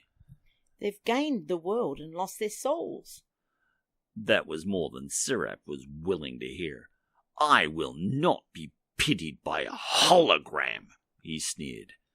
He raised his hands in a gesture that Kes recognized, and she quickly retaliated. The air between them crackled with energy, and the resident holograms recoiled while the Ocampans fought it out. Janeway tried to reason with Sirap. What do you expect to gain from this? She said at the top of her voice. Your goddess clearly does not want to go back in her box, and now she knows you've been using her as a weapon. I think you need to rethink your situation. Back down while you still can. The man wasn't about to be drawn, as he was using all his concentration to fight his goddess. The air between them crackled with insane energies that Catherine could only guess at, and she had no intention of going anywhere near it. One thing was bothering her, however. She was beginning to get the impression that Cass was losing. Why? Sweat was streaming from her brow, and the energies were getting closer to her all the time. She wondered if it was simply a case of her being out of practice. No. Then it came to her in a flash. Of course, her energies had been used up as she'd been used as a human weapon against the Enterprise-J. She realized she still had something to give, so she tapped her comm badge. Janeway to Marilyn, she said urgently. I'm here. Came the immediate response. Are you finished? Just mopping up. Are the transporters operational? They are. Lock onto Sirap and beam him into space. Widest angle of dispersal. Is he an imminent threat? He is to Kess, and she was a member of my crew. Enough said. Janeway's eyes flickered over to Sirap, and she watched his eyes widen in shock as he felt the transporter beam unexpectedly take him. In less time than it takes to blink, he was gone. Kess stumbled forward, totally drained. The doctor caught her and cradled her in his arms. She looked up at him gratefully and smiled once more. Thank you. It took a couple of moments for her to recover, and while she did so, Janeway replicated a glass of water for the youngish woman. Kess gratefully accepted it and downed the contents. I can't help but wonder how long it's been since I've had a glass. What is the year? She asked. Janeway told her, and Kess was shocked. I've been in that box for centuries, she said, mortified. Her face became a mask of disgust, mirroring the horror she felt. How could they do this to me? The doctor gently laid a fatherly hand on her shoulder. Would you like to accompany us back to the Federation? Nobody there would abuse you. Kess gave a short laugh. I'd be back to living only 4 years, though. She looked at the floor as she seemed to be mulling something over. No, there's no time like the present, and I've put this off for long enough. She looked up at Janeway. Captain, can you take me to the ship's engineering section? I need to see its warp core. Catherine gave her a peculiar look. You're not planning on making another jump in time, are you? Kess actually laughed at that. Oh no, Captain, not at all. No, it's time for me to become... Janeway didn't understand, but the doctor caught on. I see. He tapped his comm badge and brought up a schematic of the ship. Marilyn, he called. I'm here, Doctor. She replied instantly. Can you transport the three of us to engineering, please? And can you also bring the warp drive online and bring it up to 100%? Surprised, the captain added. If you're going to do that, you'd better let Captain Dax know that we've got things under control here and that we're not going anywhere. Marilyn appeared before them in a sparkling blue gown. She felt like celebrating. All taken care of. Let's go to engineering. No sooner had she said it, they were all standing in the ship's cavernous engineering deck. The ship's swirling warp core with its dilithium chamber was before them, and they could practically feel the power this massive engine exuded. Janeway had to ask, "Is there any danger to the ship with what you're doing?" Kes shook her head. No, Captain.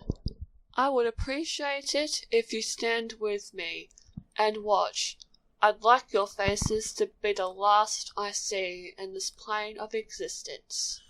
Her captain and doctor both gave her a hug, Janeway giving her a peck on the forehead. Then they stood back as Kes, still wearing her golden gown, stepped forward and laid her hands on the chamber. Her body began to glow as she absorbed the raw energy from within, and it wasn't long before she turned her head upward as her entire being radiated light. She cried out in delight as the room was bathed in warm radiance. Janeway could have sworn she heard Kes say something as she vanished from their sight. The light was gone, and Marilyn, realizing the energy was no longer needed, powered down the warp core. The doctor looked at Catherine, a tear in the corner of his eye. "Did she say something?" he asked her. Marilyn, who was standing behind them, said, I could have sworn she said something like, deck. The doctor nodded. "That's what I thought it was. I wonder what deck meant." Janeway smiled to herself. She was pretty sure she had said Decker. Chapter 6. Mate. Before they transported back to the J, the captain couldn't help but indulge herself in one flight of fancy. She transferred herself from the doctor to the bridge and opened hailing frequencies. The 3D imager popped on, and Captain Dax appeared on the bridge. Hailing the USS Enterprise-J. This is the USS Enterprise-N, Captain Catherine Janeway commanding. She smiled to herself.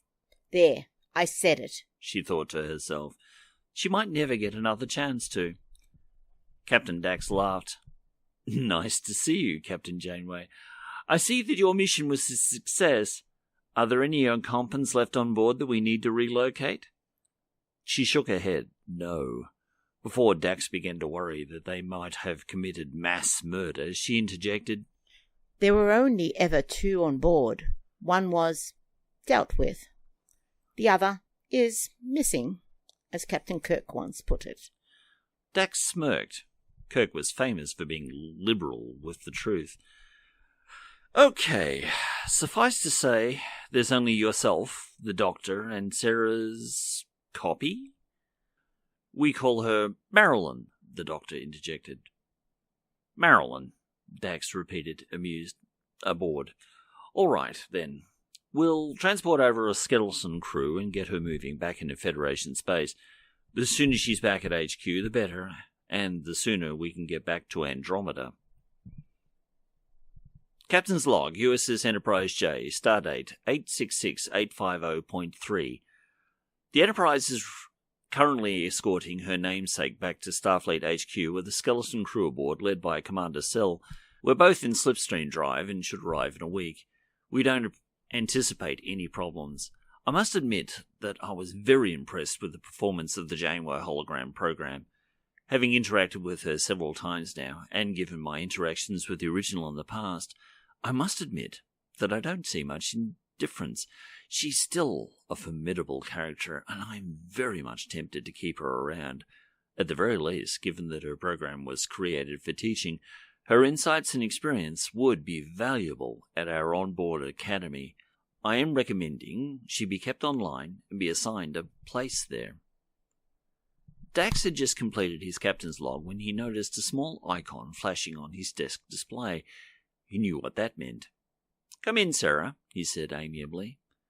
Sarah materialized in an emerald green full-length gown which highlighted the sparkles in her eyes. She was going all out this evening. "What can I do for you?" he asked, offering her a seat. The AI appeared a little embarrassed as she sat down.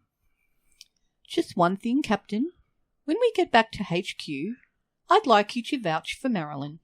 They might be tempted to erase her from the N's core and start from scratch when we get back, and that wouldn't be fair. While she is an incomplete copy of myself, she has already grown as an individual since incorporating herself into the N, and our conversations have led me to believe that she could be a very useful addition to the Starfleet family. Dax sighed. He should have seen this coming.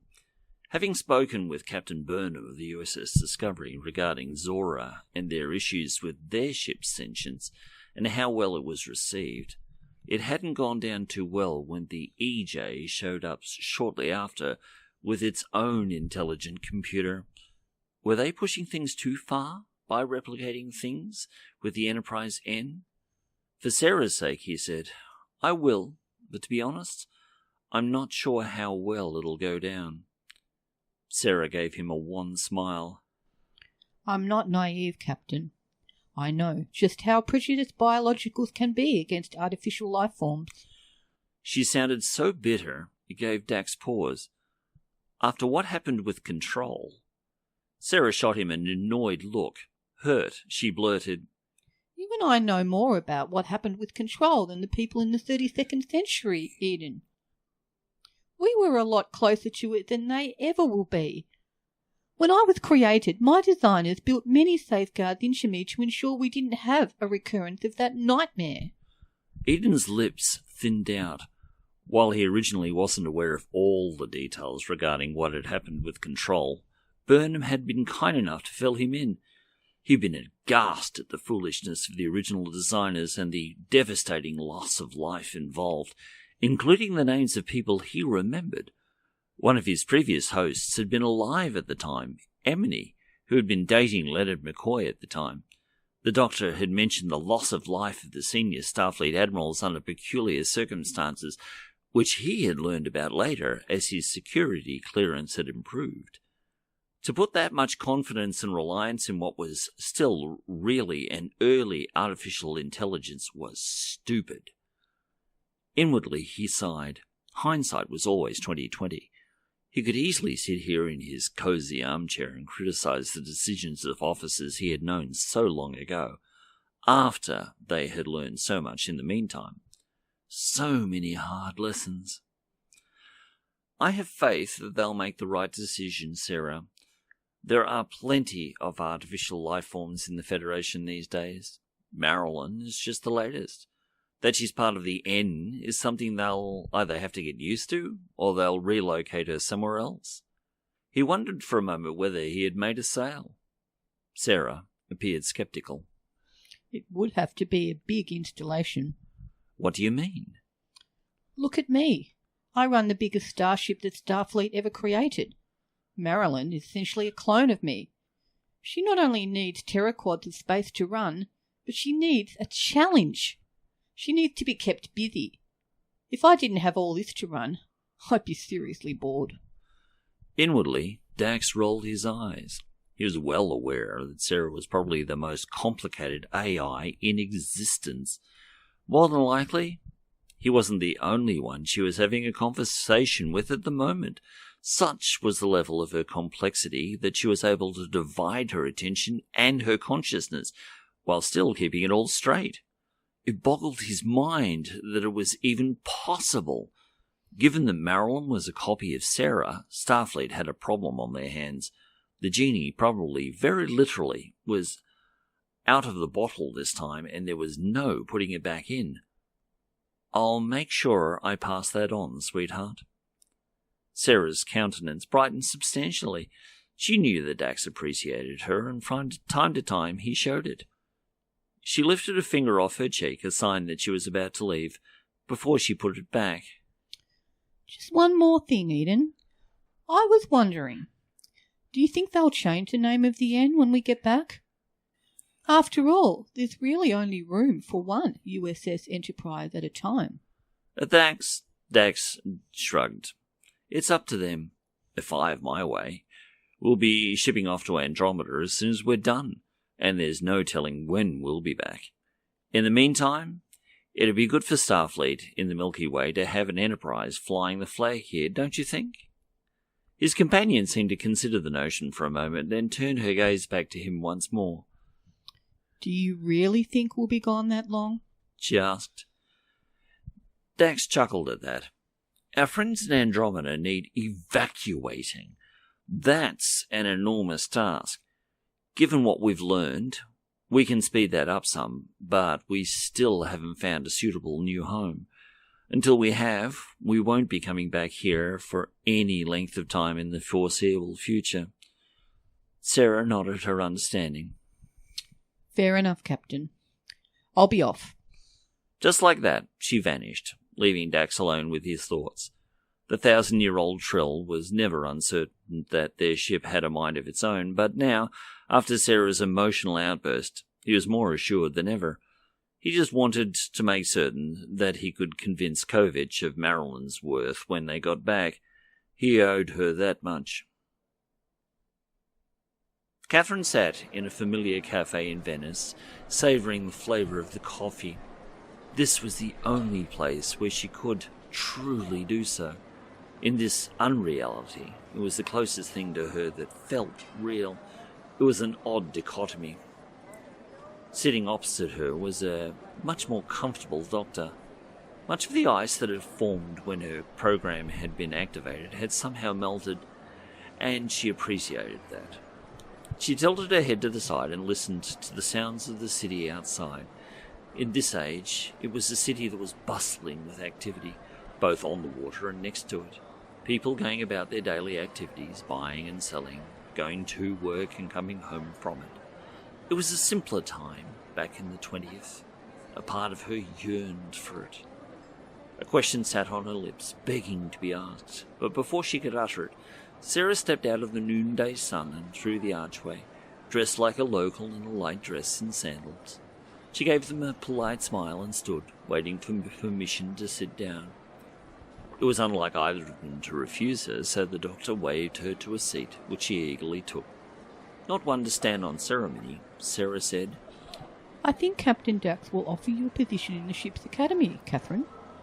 The outburst took the captain by surprise. I had expected to be relegated to a dusty old archive and be forgotten for another 500 years, she said dryly. Sarah gave her an encouraging smile. You made quite an impression. On all of us, the doctor added. You may not be the original, but you're a good stand-in. I don't think she would complain. Jane Wales swirled her coffee around in her cup, as one would peruse a glass of wine before sipping it. Why, Doctor, thank you for your vote of confidence, she said not unkindly.